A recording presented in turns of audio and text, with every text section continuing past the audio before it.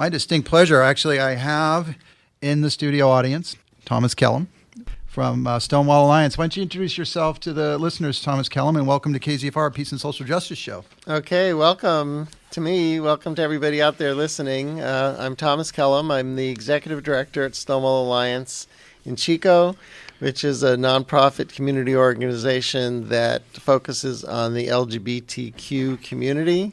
That's also called GSM, which is a gender and sexual minority community. And LGBTQ, of course, is lesbian, gay, bisexual, transgender, and queer community. Mm-hmm. And we do a lot of things in this area. We have a lot of groups that focus on different areas. We have a social group for adults. We have a young adult group. We have a teen group. We have a trans teen group. We have a group for parents of trans youth. We have a new group starting for an HIV support group. We're having another new group start that's in Spanish for families of LGBTQ people that we're doing in conjunction with Promotores, which is another local agency.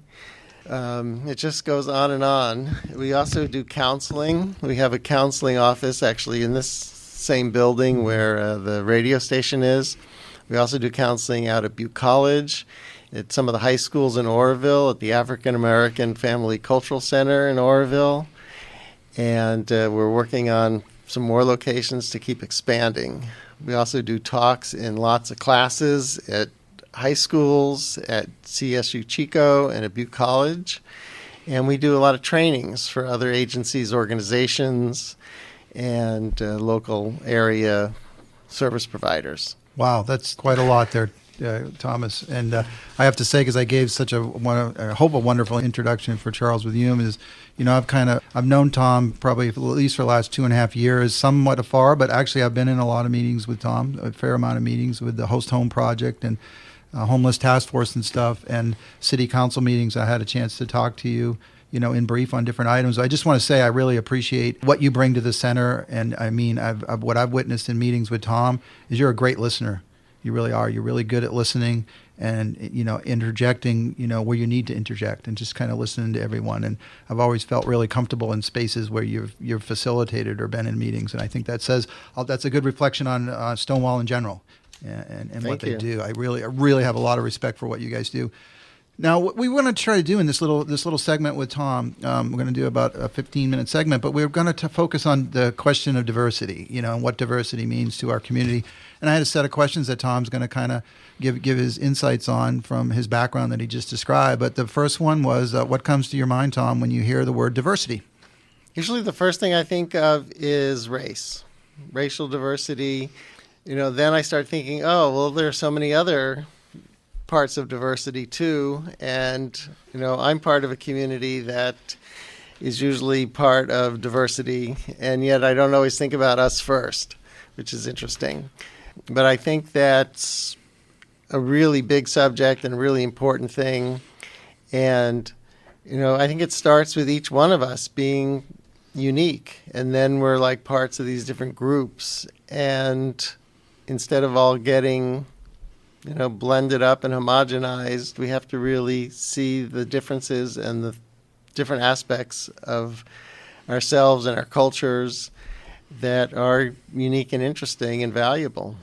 Yeah, they are. I mean, diversity brings so much to the conversations and actually creative minds.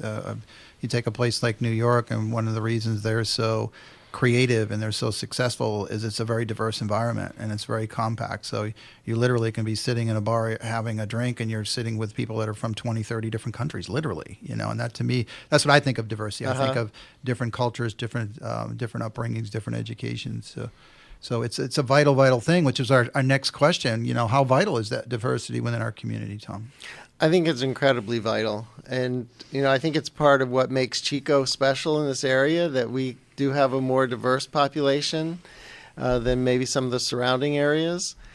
And we really have to cultivate that and make it, you know, consciously work to improve it and have it feel better. And I think the university is a big part of drawing a diverse population here.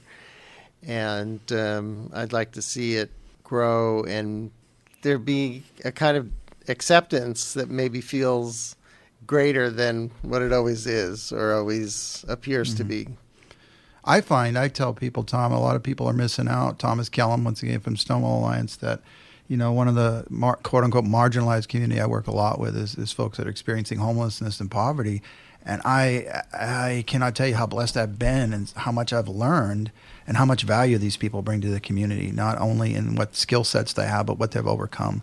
It's been one of the most amazing things that I've had happen to me in my 50s, which is that was kind of a short little personal experience, but that was our next question, actually. Do you have a personal experience that you could share, Tom, that comes to mind when diversity wasn't kind of front and center in a situation or something you've seen or saw within the community that perhaps we could have done a little better? I think that, we all have our blind spots, and I look at it kind of from the point of view of privilege, and that we have different levels and kinds of privilege, and a lot of times we don't take into consideration the privileges that we have. And part of that is understanding and getting a real experience of what other people live and go through, and that their experiences are harder than ours many times and have many challenges that don't even make sense because of a position of privilege. And I think that that's one of the things that we really need to work on, is acknowledging and owning our own privilege so we're not just blindsided by it.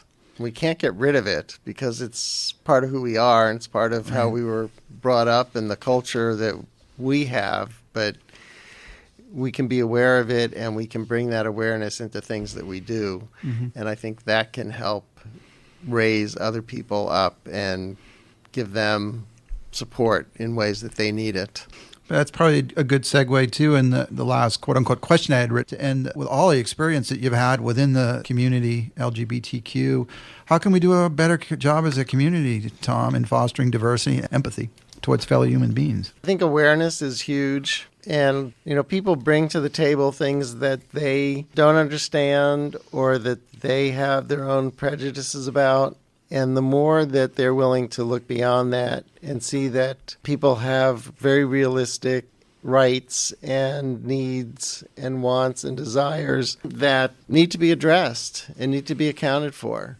I see it in the way that sometimes things that we do get brushed over or ignored in certain arenas. And I'm sure it's even worse for other people. You mentioned homeless, and I think that they are really marginalized and targeted in so many ways that, I'm not even aware of all of them.